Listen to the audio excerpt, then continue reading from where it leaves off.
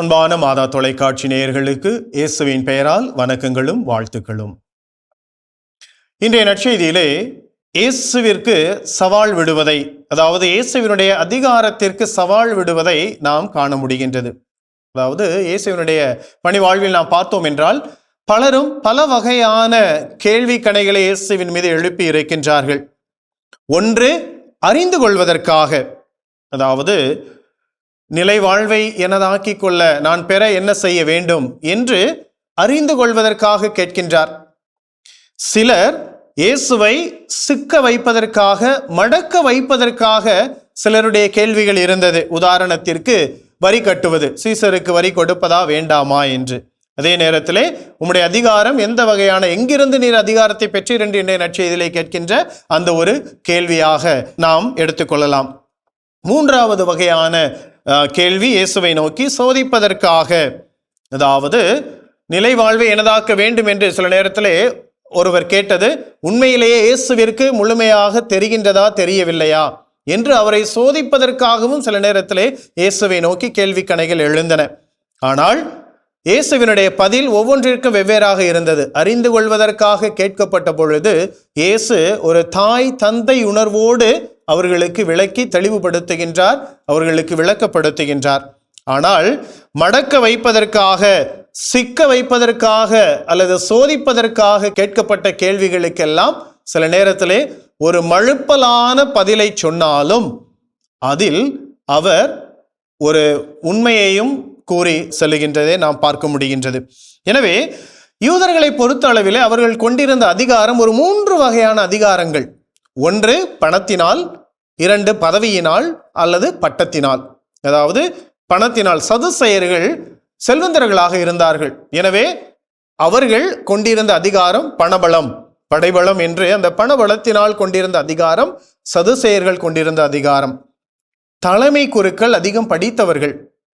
ஆக அவர்கள் அந்த படித்ததனால் அவர்கள் பெற்றுக்கொண்ட அந்த பதவி, எனவே அந்த பதவியினால் அவர்கள் வகித்த அந்த அதிகாரம். அவர்களையும் விட இன்னும் அதிகமாக படித்தவர்கள் மறைநூல் அறிஞர்கள். எனவே அவர்கள் படித்த அந்த பட்டத்தினால், படிப்பினால், அறிவினால் அவர்கள் பெற்றுக்கொண்ட அந்த அதிகாரம் மறைநூல் அறிஞர்கள் பெற்றிருந்த அதிகாரம். ஆனால் இயேசுவிடம் பணபலம் இல்லை, இயேசுவிடம் பதவி இல்லை, இயேசுவிடம் படிப்பு இல்லை, அதாவது இந்த உலக படிப்பு இல்லை. அவருக்கு இறைஞானம் அதிகமாகவே இருந்தது. ஆக இந்த மறைநூல் அறிஞர்கள், சதுசேயர்கள், தலைமை குருக்களுக்கு சந்தேகம், எவ்வாறு இவருக்கு இந்த அளவுக்கு அதிகாரம் இருக்கின்றது, எதை வைத்து இவர் போதிக்கின்றார் என்று அவரிடம் கேள்வி கேட்கின்றார்கள். இங்கே இயேசு ஒரு மழுப்பலான கேள்வியை திருப்பி அவர்களிடமே கேட்டாலும் அவர் எந்த அதிகாரத்தால் செய்கின்றார் என்பதையும் அவர் சூசகமாக சொல்லி சென்றதை நாம் பார்க்க முடியும். அதாவது திருமுழுக்கு யோவானுக்கு அந்த திருமுழுக்கு அளிக்கின்ற அதிகாரம் எங்கிருந்து வந்தது என்று சொல்லுங்கள் என்று அவரிடம் கேட்கின்றார்.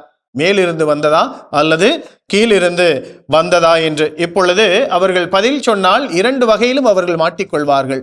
ஆனால் அந்த திருமுழுக்கின் வழியாகவே இயேசு தன்னுடைய அதிகாரத்தை பெற்றுக்கொண்டதாக மறைமுகமாக சொல்லுகின்றார். அதாவது திருமுழுக்கின் வழியாக தந்தை இறைவன் இயேசுவிற்கு அளித்த அதிகாரம், இவரே என் அன்பார்ந்த மகன், இவரில் நான் பூரிப்படைகின்றேன் என்று கூறி அந்த திருமுழுக்கின் நிகழ்வின் வழியாக இயேசு அந்த அதிகாரத்தை பெற்றுக்கொண்டதாக மறைமுகமாக சூசகமாக அவர் சொல்லுவதை. எனவே அன்புக்குரியவர்களே, நாம் அனைவருமே நம்முடைய கிறிஸ்தவ வாழ்விலே திருமுழுக்கின் வழியாக 3 வகையான அதிகாரங்களை அல்லது பணிக்கொடைகளை பெற்றிருக்கின்றோம். ஒன்று, ஒரு குருவாக, இறைவாக்கினராக, அரசராக. இந்த 3 பணி, குருத்துவ பணி என்பது திருவருட்சாதனங்களை நிறைவேற்றுவது, அதாவது இறைவாக்கினராக இறை வார்த்தையை எடுத்துரைப்பது, ஒரு அரசராக ஒரு மேய்ப்பு பணி அல்லது பிறரை நல்வழிப்படுத்துவது. ரேமன் பிரவுன் சொல்லுவார், ஒரு நபர் குருவாக, ஆயராக திருநிலைப்படுத்தப்பட்ட நாளை விட அவருடைய திருமுழுக்கு நாள் உயர்ந்த நாள், சிறந்த நாள் என்று.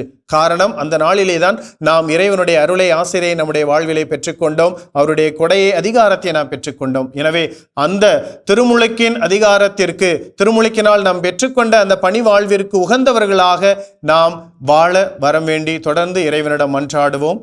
இறை ஆசிரியை பெற்று மகிழ்வோம். ஆமேன். இயேசுவுக்கே புகழ், இயேசுவுக்கே நன்றி, மரியே வாழ்க.